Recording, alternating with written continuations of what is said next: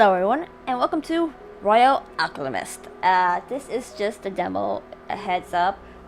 You get to play as a boy or as a girl, and it's basically a strategy game. And if you ever heard of the game Long Live the Queen, it's almost like that but differently. And you have three main love interests you can go after in this game.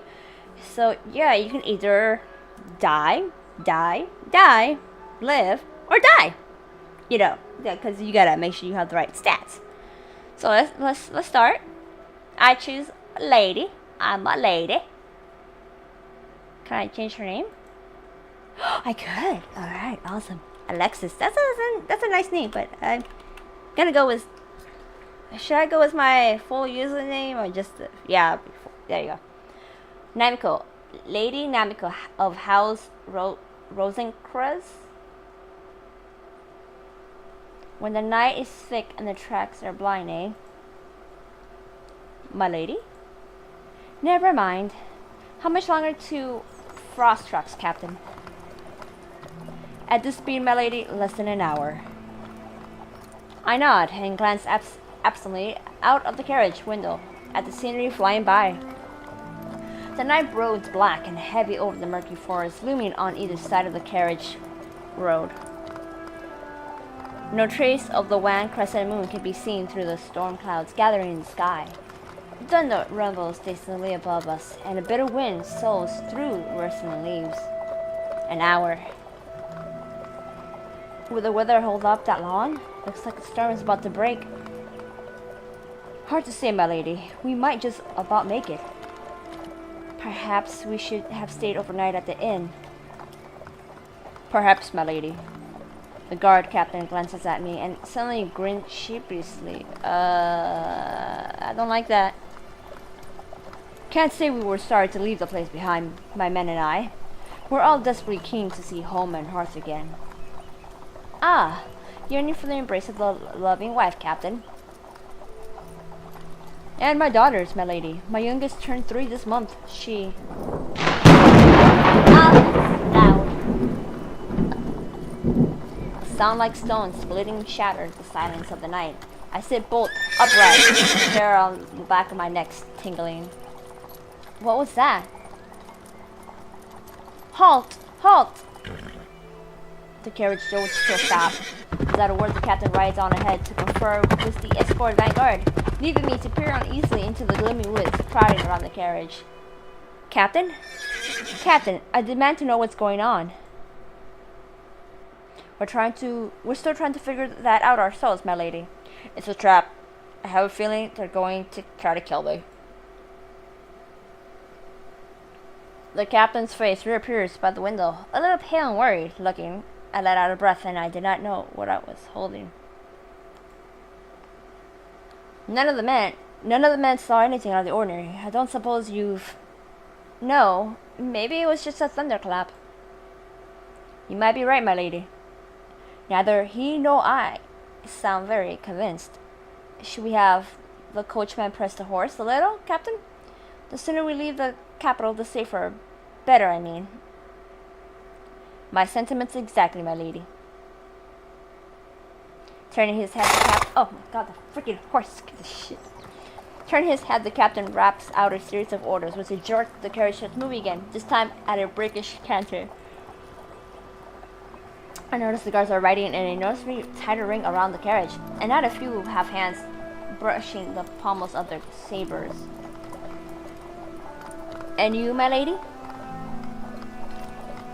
I beg your pardon? Are you looking forward to your meeting? Oh, to meeting your princely charges. Wouldn't that be princess charges? Oh. I offer a non-committal grunt. How can I look forward to meeting people whom I know next to nothing about? Come now, my lady. Surely you must be curious. So I am, but I try my best not to let it show. It wouldn't do for the royal tutor to appear nosy, or heavens forbid, eager in front of a mere captain of cavalry. Prince Seren sounds like a decent sort of by all accounts. A right gentleman is our Prince Saren, and every inch a worthy successor to our late beloved king. Yes, but the slightest bit standoffish, perhaps. He hasn't the common touch that Prince Nazir does. Oh, no doubt of it. The commons love the good Prince Nazir. A fine dashing fellow sweeps you right off your feet, if he has a mind to. If he has the mind to, but he hasn't any inclination to do much, has he? Spends his days lounging around taverns, singing with troubadours and hiding from moneylenders, I hear. Not like that hard-working chap, I'm sorry, I keep butchering the names. Prince Arulis, my lady. What is your opinion of him, Captain? For a moment or two, I watched the guard captain's mustache bristle noisily. At length, he slowly replies, well, my lady, one doesn't like to blow one's own trumpet, you know, but back in my days of fresh-faced courtesy, I was a deft chess player. Swept the field in the word of the cabinet chess competition. I was the reigning champion, not just of my cohort, but my seniors and juniors too. And the Prince Arulis? As a reward for my skill, I was invited to the palace for a game with the prince. I was told he was something of a chess enthusiastic. Ah, I hope you were diplomatic enough to let him win. I didn't stand a ghost of a chance, my lady. What? I take a closer look at the man I'm speaking with. But Captain, that must have been nearly a decade ago. Prince Aluris was 9, my lady, when I was the honor of a match against him. We travel on in silence for a while as I digest this. Prince Aluris must have been quite a prodigy. So he was, my lady, and so he still is. It's a pity he hasn't a hope of ascending the throne. What makes you say that, Captain? The nobility of the court have themselves set dead against him. Have they? Why? You mean you didn't know, my lady? The prince? The captain sounds like he's about to say something, but checks himself abruptly in mid-sentence. The prince is too clever by half of their taste. You know the nobles, my lady. Swollen-headed, stuck-up parasites to a man. The more competent someone is, the more they detest them. I could not prevent my lips from twitching. It was a grossly sweeping generalization, but at the same time, not entirely an unfair one. Yet I went of their estate, Captain. No, my lady. My parents are shopkeepers. I earn my commission by merit, not patronage. I smile and incline my head slightly. The Alchemist shares your views and wishes more men of your stamp were in position of authority throughout the realm. I know, my lady. That's why I'm glad the Regent chose one of you Alchemists as the prince's tutor. The kingdom and its moribund court need a good shaking up. The guard's captain's voice trails away. His mustache bristles again, and his brows furrow downward into a frown. It's gotten strangely warm here. As we were talking, the temperature around us has grown impeccably but steadily warmer. I realize I'm dabbing my handkerchief to my forehead, wishing I could permit myself the liberty of loosening a collar button or two. You're right. After we heard that thunderclap, it seems... That didn't sound like a thunderclap. The guard's captain's eyes widen. It's a trap. My lady, get out of the carriage now. Oh no. Oh no. I'm scared now. He lunges forward and wrenches the door open. As the door swings outward, I see the carriage road beneath us starting to glow red. It is becoming rapidly hotter now, and the air that blasts into the carriage might have come straight out of our furnace. The road is mine. The start has just enough time to flash across my mind when the ground begins to tremble and shake. I squeeze my eyes shut and murmur the first spell that comes into my mind. As the last syllable of the spell leaves my lips, the petal markings around my neck burn into life, searing painfully against my skin. Oh, that's so good. Let me see if I can lower it. Just down a little bit, because it's really hard. A violent force propels me upward into the air, right before a crimson inferno erupts onto the ground. Out of the ground. I gasp, then scream, as before my eyes, the eruption devours the carriage, the coachman, the escort guards, the captain, the whole world in a holocaust of blossoming flame. The terrible sight breaks my concentration, and the levitation spell I cast, which had flung me away from the burn of the explosion, dwindles and fails. My stomach twists with vertigo as I drop precipitously downward. Oh my goodness, it's even worse. A heartbeat later, I collapse onto the charred, blackened ground, just outside the ring of destruction. Pushing myself up, I stare in shock at the carnage that had overtaken my carriage. Cruel orange-red tongues of flames lick the blackened outlines of the carriage, the horses, the twisted charred remains that had once been men. But for the warning of the captain and the split second that will allow me to mutter the spell, I could have been one of them. Did we get her? Don't know what she looks like. Ha!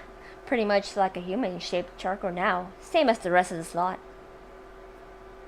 Shadowy figures emerges from the forest onto the road to stand by the flickering flames, pointing, gesticulating, chuckling.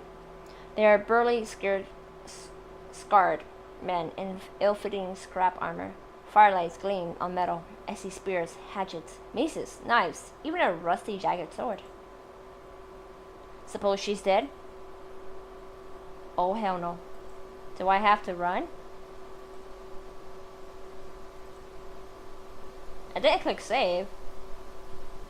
Unless I did and I wasn't just paying attention. Suppose we tell the boss she's dead and it turns out she's only wounded and needed finishing off. Ugh. She won't need finishing off, not in this mess. Either the fire gets her or the smoke does. Someone pokes a corpse with the tip of his pike and turns it over. It was once the guard captain. This her? She's dolled up in a fancy dress. Might be. A bit odd looking though, ain't she? Let's see you look fresh and virginal after getting exploited by 5 crates of phyllogeston. The mercenaries break into a raucous laughter. Quietly I rest my feet, not daring to breathe. At the moment the mercenaries are distracted. And it seems they haven't seen me levitate away from the explosion. I can take advantage of their distraction and attack them. Or we can just run away, you know? After all, they're merely hired goons, not master swordsmen or adept mages, and now I will have the advantage of surprise on my side. I should be able to take down 2 or 3 in an initial assault, and that ought to be enough to scare off the rest of them. On the other hand, I can take advantage of the distraction and run away. That may not be the most glamorous thing to do, but there's no reason for me to take unnecessary risk here.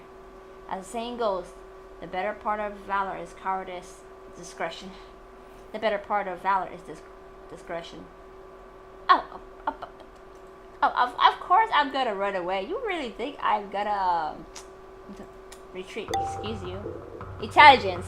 Smart, see? Say what you like. 10 against 1 is simply not the kind of odds I fancy. I whisper a dark spell softly to the shadows of the forest, and they respond leaping to me, cloaking me in a veil of darkness. Careful not to make a noise, I plunge into the forest, leaving behind me the heat. Yeah, there's a error there. Grammar.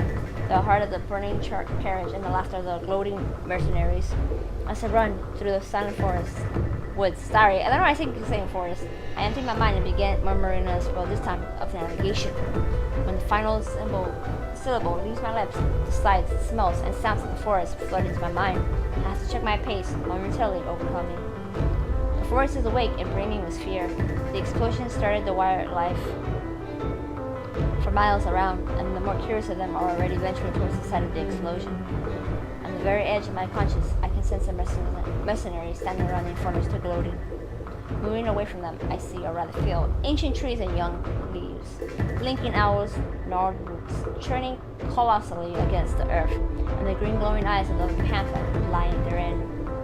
And almost right next to me, the shining radiance of pure magic. I but my eyes blink.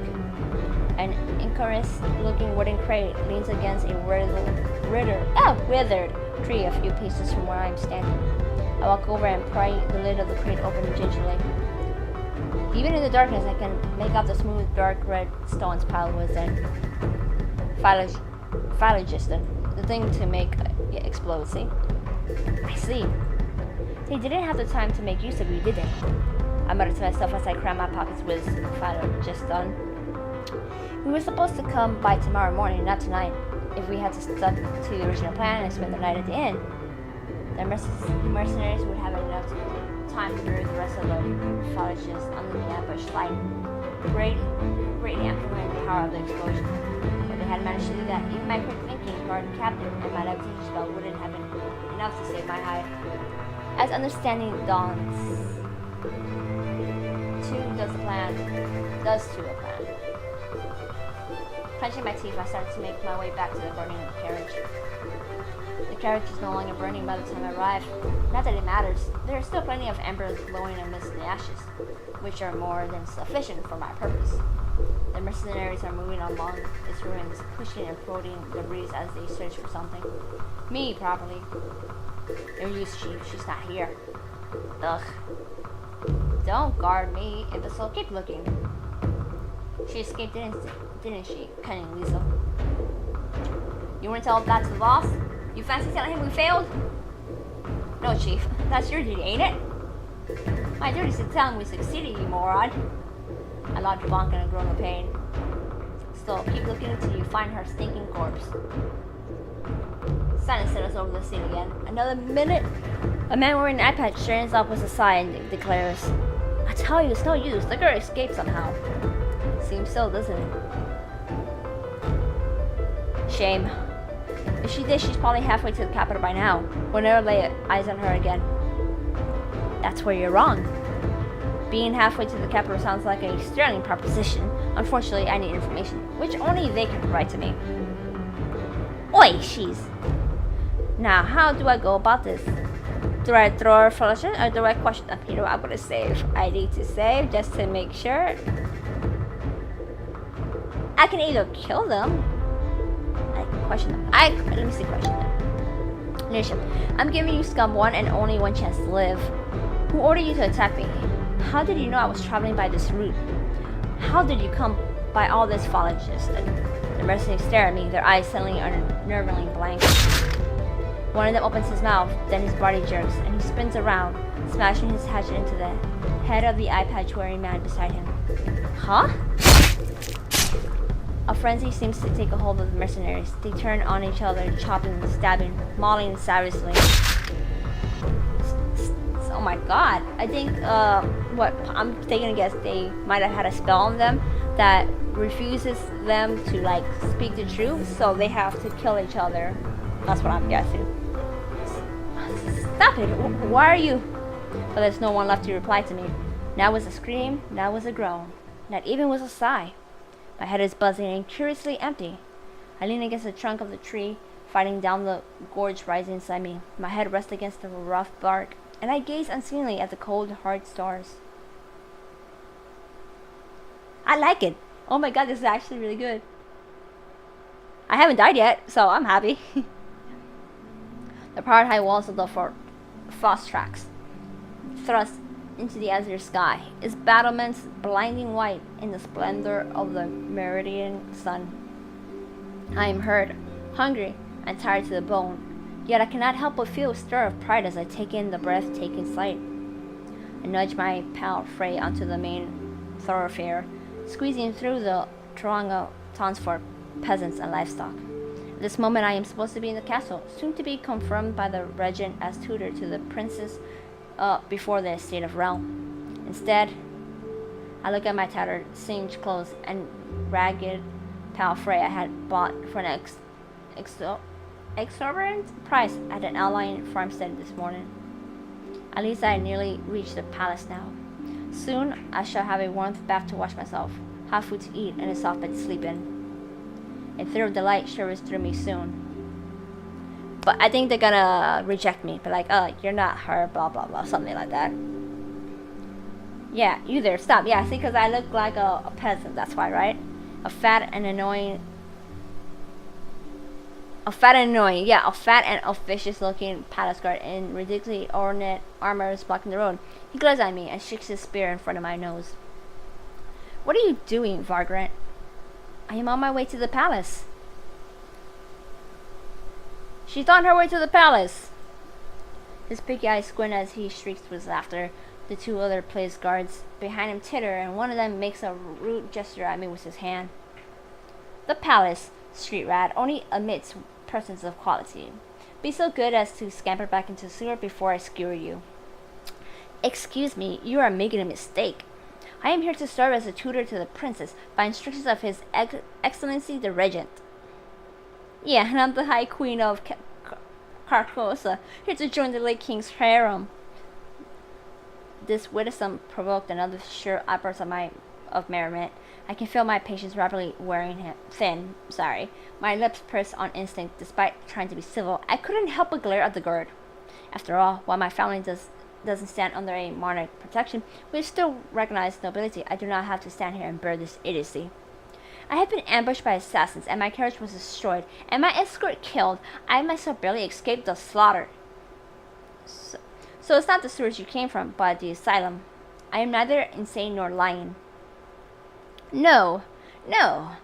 I suppose I had better let you pass, hadn't I? He's making a mocking.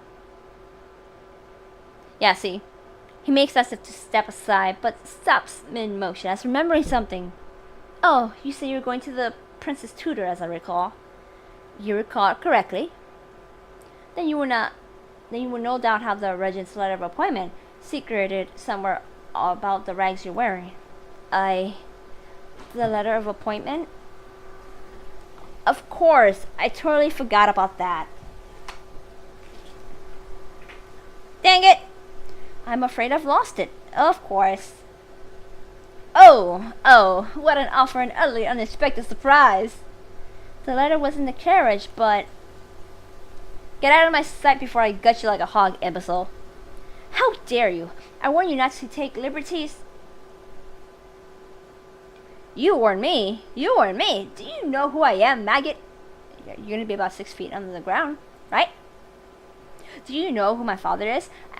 You sound like Draco Malfoy. Do you know who my father is? Sorry.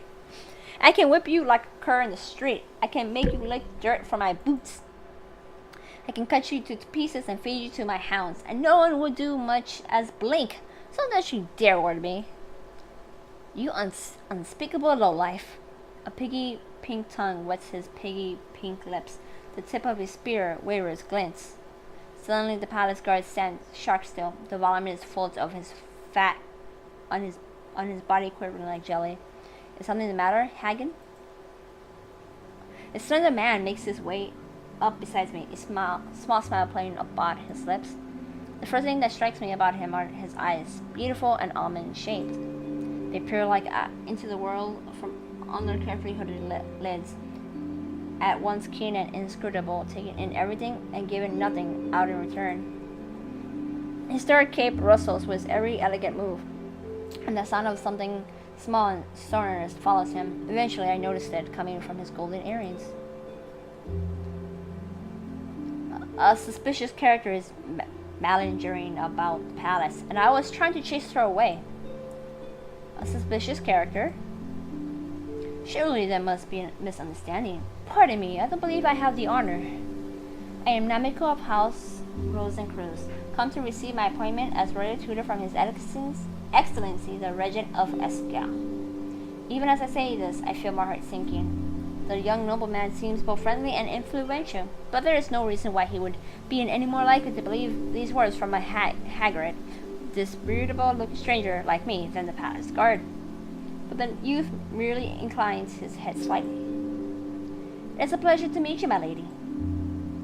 Please allow me to introduce my brothers. He half turns and makes a grateful motion with his hands, and for the first time I notice two youths standing behind him. This is Nazir. One of them looks up and meets my eyes with a playful wink, his braids sliding over his cape ever so slightly. How do you do? And this is Arulus. I take a glance at the nobleman's other companion. Beautiful dark hair gracefully falls to his hips, highlighting the fairest complexion I have ever laid eyes upon. In short, he is striking but in the most ethereal, haunting sense. Arulus holds my gaze for half a second and glances away, the impenetrable expression on his face unchanged. I am Seren, a prince of blood like my brothers here, and very much in your service. He lowers his head in a courtly bow, not entirely devoid of irony, as realization finally dawns on me. Then the princess dismount? Get him to help dealing with what's dismount? Let me say, because I don't know what dismount is.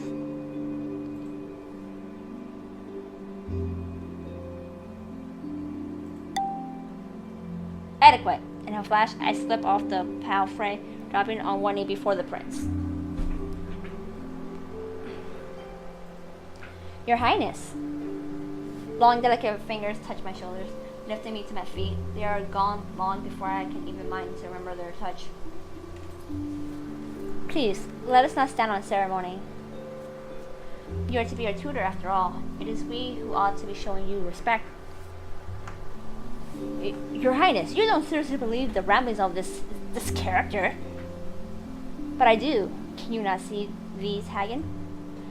Prince Seren inclines his head over so slightly in the direction of my neck. Understanding his intentions, I loosen my collar a bit, revealing my markings. The piggy little eyes of the palace guards are squinting again, and pink lips working silently. These petty birthmarks of the birthright of every Rosenkreuz and a symbol of their unique gift. This gentlewoman is indeed the royal tutor, and our uncle the Regent desires more anxiously to meet her. But your Highness, she hasn't got the letter of... I vouch for her. There is the faintest of barest hint of steel within the silk-smooth voice of Prince Seren. The palace guards blanches, even though the Prince Seren's extraordinary demeanor does not alter. Lowering his head, he stands obediently aside. Seren turns to me with a gentle smile. This way, my lady, if you will allow me.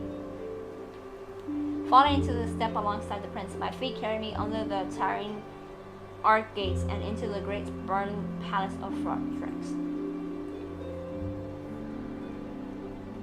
Prince Seren takes me past the garden forecourt into a spontaneously appointed antechamber within one of the palace's wings. I'm afraid I must now take my leave. There are preparations I have to make for the state dinner, and the palace staff here will tend to all your needs. Thank you so much for helping me. It was my pleasure. He nods politely and leaves the antechamber. The moment he steps outside, a dozen maidservants and butlers stream into the room as if summoned out of thin air. Thanks, Seren. I aim the thought of gratitude after the good prince, as a pretty maid in frilly dress leads me to gently by my arm to what she assures me will be the fanciest bath I have ever seen in my life. The remainder of the afternoon passes in an indistinct blur. I am conducted into a luxurious bath of scented soap and multicolored bubbles, where I am at last wash off the dust and ashes and blood in steaming hot water. When I step out of the bath, my clothes are neatly laid out on a bed, crisp and clean, next to a large white towel, still warm with the sun. The maidservant enters the chamber the moment I finish dressing, carrying a tray laden with pastries, fruits, and piping hot tea. As I sit on a fur-lined couch, nibbling a buttery scone and savoring the rich aroma left by the scalding tea, the nightmare events of the previous nights seem indefinitely removed. But the respite does not last long. A somber butler in an immaculate black suit soon glides into the room and announces in a funeral tone that the evening state dinner in honor of High Concert is about to begin. And I'm going to leave it off here. I will leave a link to the demo down below so you guys can download it and play for it. It's not sure when it will be released. Hopefully sometime this year. So yeah, I'll see you guys in the next part. Bye bye.